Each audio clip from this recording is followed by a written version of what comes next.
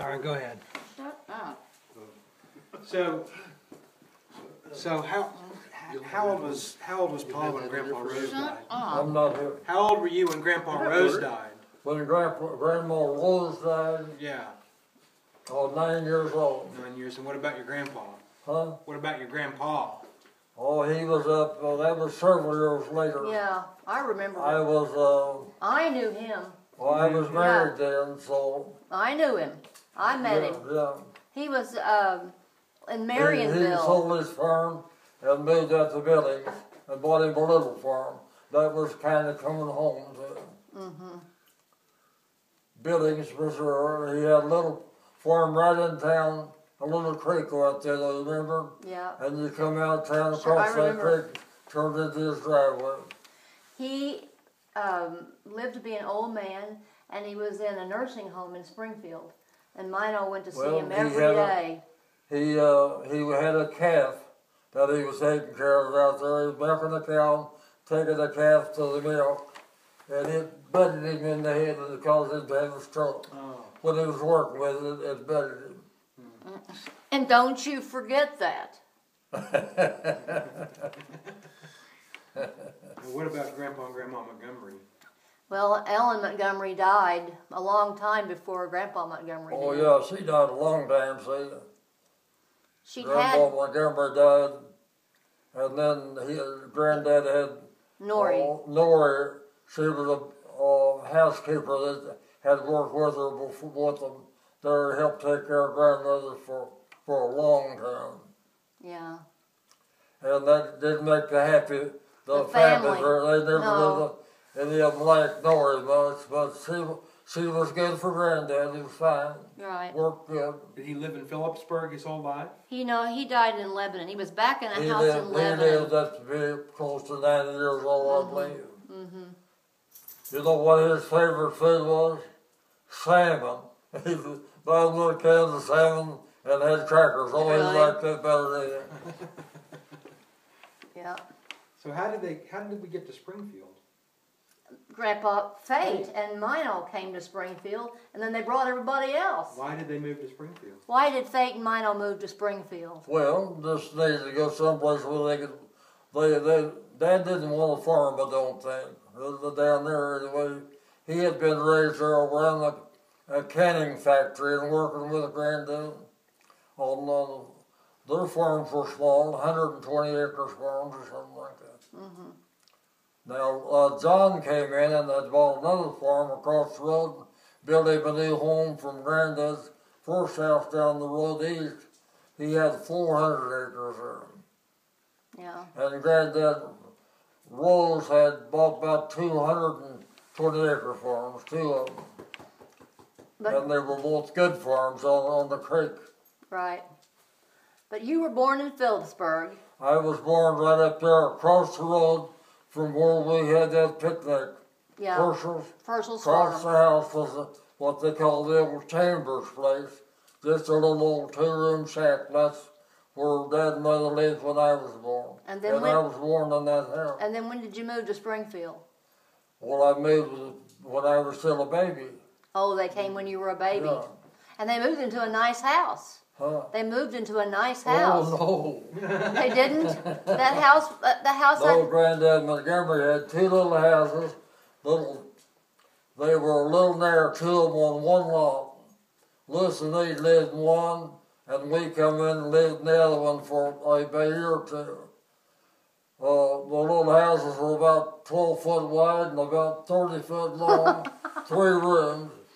There was a living room, a bedroom, and a kitchen. Wow. No bath, no nothing in there. So I don't even know if I had running water then. Really? I don't remember. But that would have been I don't remember. 90 years ago. 90 years ago. That was more than 80 years. Almost 90 years ago. Right. And then how did you get to the house on National, on the boulevard?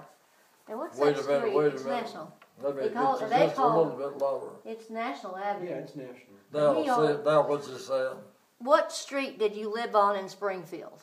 Rogers, That's where 2 those. blocks over from Nashville, just about the same locations what we were.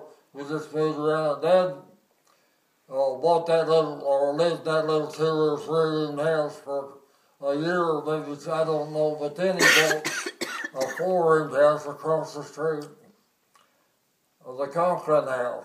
Uh-huh. And we moved across it, we fixed it up, and then he bought the house next door, another good house, the Banfield house. Mm-hmm. And when we moved over into it, and then about 1926 or 27, he bought the property down on Chestnut and Nashville, and built a little new house on it. Okay. And why do you call it the Boulevard? Well, it was called the Boulevard then. Oh, it was? Yeah.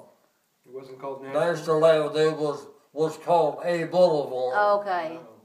Okay. And so it was actually just called the Boulevard for it. Okay. But it was national because the national cemeteries on the south end of it. Oh, yeah. Sure. Was that what it got her? Sure. Sure. And it goes north to Greenlawn, doesn't it? All the way. Yeah. Yeah. So what's he? Ask him about one of the earliest things he remembers of being a kid. What's It was about a main street across Springfield then. Nashville was a bigger street than the rest of it. A little wider. what do you remember about being a kid? What do you remember about being a kid? Oh, that's too long ago. He wants to know. Yeah, I want to know. He wants to know. What's his first memory of his parents? Does he remember doing something with his parents? What's the first thing you could remember happening to you? Well, the first thing I can remember was living in that little house, and I was big enough to be outside with a coaster wagon and a plate around that great big old tree there. That's the first thing I can remember. Then I remember we had a neighbor that lived next door, a woman. I know her name's a well-known woman, I can't think of it now. But she had a grown son. On down the street, on the same side, we had some a neighbor that was a baseball player. He was a famous baseball player. The Cardinals was big then. Really? Uncle Bill Smith and Aunt Laurie lived on the other side in the next block down. He was grandmother Montgomery's brother. And across the street from where we was living then was grandmother Harper, which was grandmother's mother. But she had Another 3 marriage. marriages, she had 3 names, and had 3. Wow. Oh, I mean, she was a Smith, but she had a brother that was a Harper. Yeah. So that's his great grandmother. Yeah. Ellen Smith, Montgomery. Yeah. Yeah. I remember moving down. That was before I started school. I started to school from National in Chestnut, in about 1927 or 8, somewhere around. Well, here. I was born in 21, so I started in 27. Right. Did you go to Taft? I went to 10th school, and there was about 40 kids in that first classroom I was in. And we stayed at the 40 kids, and most of them stayed together all the way through high school. They went to this school, and then they went to Pitkin, and then they came back to high school. Yeah. And there was a lot of us stayed together all the way through. Yeah. Didn't you graduate from high school early? Yeah, a half year early. I managed to work, and I got this deal where you work. Go out. I was working right on the Carlisle, of course, but I got a couple extra credits for that. Okay. And it fixed me where I could get out of school a half year. But I was wanting out. I was wanting to go to work. Yeah. I believe it. I went to work on the Carlisle. Didn't know very much, but my first job, Dad told me to I'll just go out there and fill the cars up, be sure they're full of oil. Well, I took the oil bucket and went out there and went to fill them plumb full. had a ball.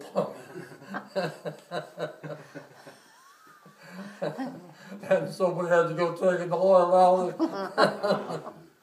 Oh, well. He had, at that time, he had a car lot on the corner, we called it Pine Street in the middle, right across the old Overland's factory. Mm-hmm.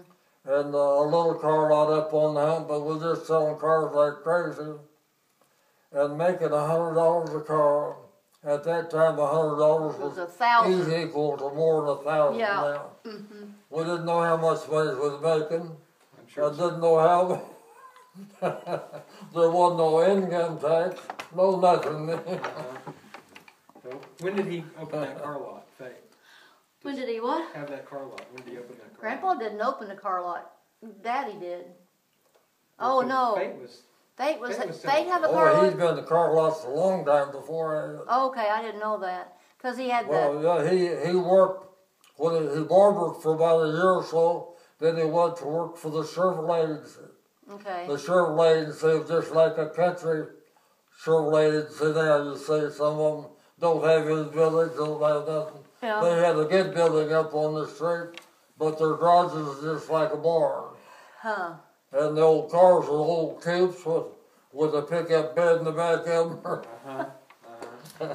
I've got some pictures of, you've seen the pictures of the Treasury mechanics, and Dad is standing back in the back of this garage. Yeah. Well, you couldn't believe that was a Chevrolet agency. But it was. But he learned the car business there, and he learned it well. He got to be their used car manager. Mm-hmm. And the used car manager in a new car business is the most important man there, because he has to know the value of cars and say, well, here, we'll give this much money for it, Yeah. or we'll take this much. Yeah. Mm-hmm. So he got to know the business well. He moved across the street, He opened his rented own. him a lot, and went to deal in the high-priced automobiles. New one. And that was 1929 that the slump came, Yeah. and he'd been selling Cadillacs and Pierce Arrows, old high-priced cars, selling them to doctors and lawyers there in town. Uh-huh. And hit hard times. They all lost them. They couldn't pay for them. They was buying them on payments. Oh my. Well, they come back, and at that time, a dealer stood good for the cars. If he sold the notes, he would take the car back to sell them. Well, you couldn't sell them for nothing. Yeah. So Dad come up on the finance company thousands of dollars. Now that was rough then. Yeah. Scary. But you know what? He and Harold Rogers both were the same city. Both of them stayed with it and played completely out of debt. This day and time, you wouldn't, everybody would claim bankruptcy and wouldn't pay nothing. Yeah. But that was the difference in then and now. Yeah. So how old were you when you started working on the car lot? What? How old were you when you started working on the car lot? Oh, 14, 15 years old. Yeah. No, that was my last couple of years in high school. Yeah. And then you kept selling cars for how long? How long did you sell cars? Well, I stayed in the car business for about 15 years, Uh-huh. something like that, didn't I? Longer I than quit, that. I quit in 1958, Yeah. I was 12. but I wasn't in business myself. I went in business myself in about 1947 or something like that. And then the war come along and we quit the car business for 2 or 3 years. You did. And went up to the farm. Yeah. But Well, I Dad had remember. already bought a farm. We lived in Khaki and I rented the farm out by Willard and lived out there for, and Lloyd Pringle lived with us then. Yeah. That's when you went to school out there, right? No, I didn't go to school. Something I want to talk about Lloyd Pringle That's a there. different story. That's not the same thing. Lloyd Pringle, you both remember him well, but he was a little fellow, and our well was out by the barn, quite a ways from the house, and Khaki left to run poor little to death, send him back for